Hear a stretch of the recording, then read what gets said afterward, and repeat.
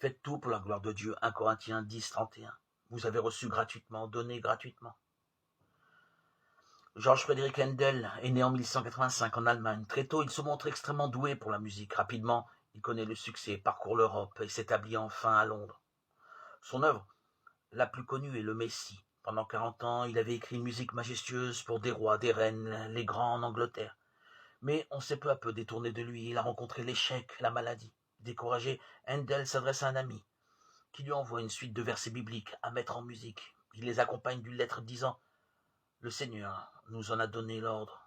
Mais Händel refuse d'abord d'y travailler. Malgré tout, il lit quelques versets et il est saisi par leur message. Il se serait exclamé « Oui, je sais que mon Rédempteur est vivant ». Joie, joie, alléluia. Il s'enferme alors dans sa chambre le 22 août pour n'en sortir épuisé que le 14 septembre. Le Messie, son œuvre magistrale, est composée en 24 jours.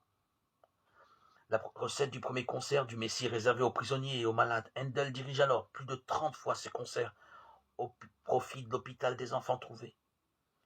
Il avait souvent exprimé le désir de mourir le jour où la chrétienté rappelle particulièrement les souffrances de son Rédempteur.